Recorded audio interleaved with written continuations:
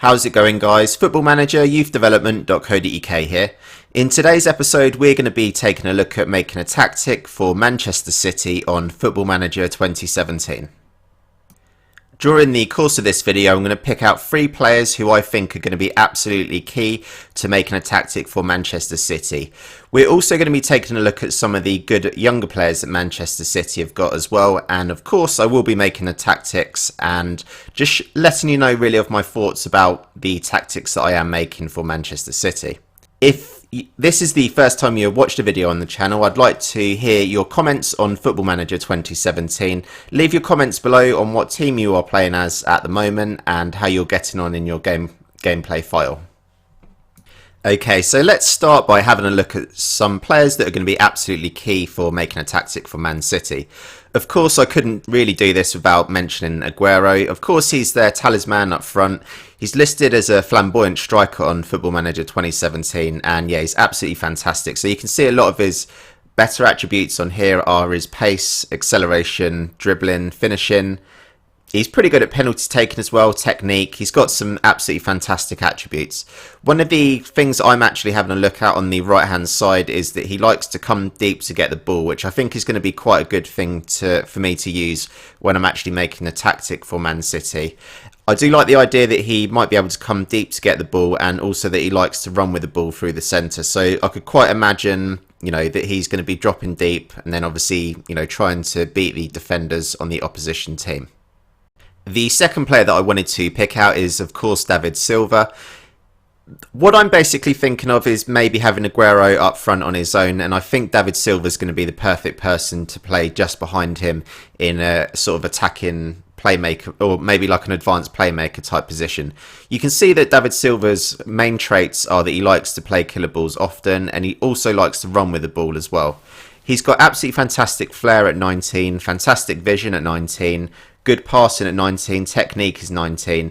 The only things that potentially are not great on David Silva, his anticipation is only 13, but his decision-making skills are 16. So I do think that he's certainly an absolutely fantastic player in terms of his sort of creativity and things like that. But yeah, with his anticipation being 13, that's potentially something that is not maybe his strongest attribute.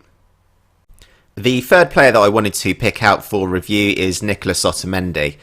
This might seem a little bit strange considering some of the other players that Man City have got, but of course Vincent Kompany does get injured a lot. Man City do have John Stones, but in terms of actually, football manager and attributes and things like that, Otamendi is actually a little bit better than John Stones on the game at the moment.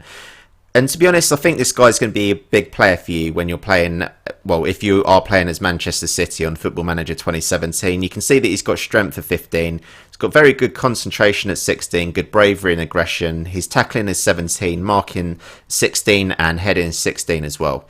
His media description is a commanding centre-back, and I do think that this guy is going to play a massive role in any tactic that you make for Man City. Before I actually move on to making the tactic for Man City, I just wanted to have a look at some of their key young players just to see who they've got in their youth academy and things like this. So the first player that I managed to find was this 16-year-old Spanish guy called Diaz. He looks a little bit to me like he might be sort of the David Silva mould actually. So potentially, well, at the moment he's got 5-star potential, and I do think he looks to be quite a good player. He's got very good flair at 15. He's got quite good technique at 12, his dribbling attributes are 15.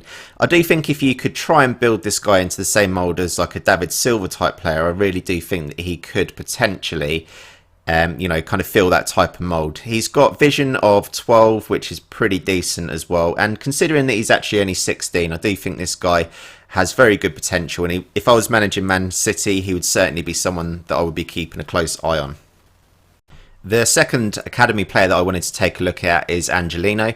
This is a 19-year-old Spanish left-back, and he looks pretty decent, to be honest. Obviously, he's not going to be sort of Man City quality at the moment, but I do think if you manage to, potentially in your first season as managing Man City, kind of bring him on as sub quite a few times, and then maybe in the second season, if you were able to loan him to a Championship club or, maybe another Premier League club, then I do think that he would develop quite a lot. Maybe by the time he gets to about 22-ish, he might be ready for the Man City first team. But the standout attributes that this guy's got is his acceleration and pace of 14. He's got decent work rate of 14 as well, and he's got good crossing and dribbling attributes of 14 and 13. So this guy is by no means a finished article at all, but I do think if you were to concentrate on him a little bit, then I do think that you could at least have a fairly decent squad player. And considering that he's actually in the Man City Academy at the moment, it's definitely going to be worth keeping an eye on this guy as well. Okay then guys, so I've made this tactic. What I'm basically going to do, there's a game against Wigan today and I'm just going to play that game and then I'll show you all the highlights. But the basic idea is there's going to be a flat back four.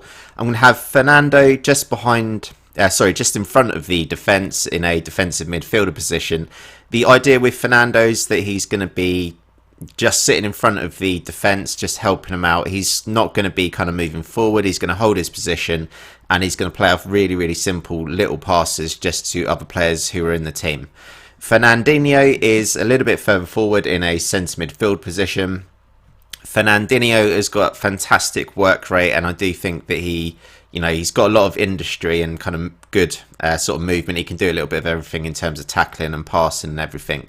Unfortunately, when you do first start Football Manager 2017, Gundogan is actually injured, which is why Delph is in there at the moment. But basically, I would put him in instead of Delph. Delph's just there for this friendly at the moment. But likewise with Delph, he's actually really decent on Football Manager. He's got really good sort of work rate attributes at 17, good tackling, good marking, good aggression, good bravery. He's actually a really good player on Football Manager, Fabian Delph. So yeah, not unhappy to have him in the team at all. It gets a little bit more interesting the further you go up the pitch. So the idea basically is that David Silva will be allowed to do whatever he wants.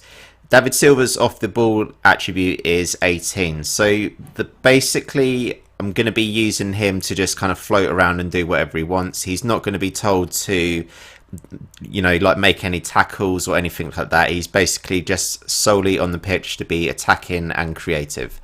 On the other side, I've got Kevin De Bruyne, who's going to be playing in an advanced playmaker position.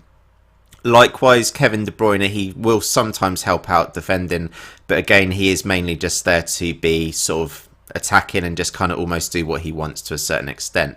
I decided to not play Aguero right up top on his own, so this is pretty much a strikerless formation. I've never actually used one of these before, so it'd be quite interesting to see how it actually works on the match engine. But yeah, in terms of Aguero, I'm just going to use him as a shadow striker. And if you have a read of the description of a shadow striker, so it's basically the shadow striker is going to be there as the team's main goal scoring threat. They're going to be basically pushing forward and like looking for goal scoring opportunities into the final third. And when they're not attacking, what they're going to be doing is closing down the opposition defenders and things like that as well.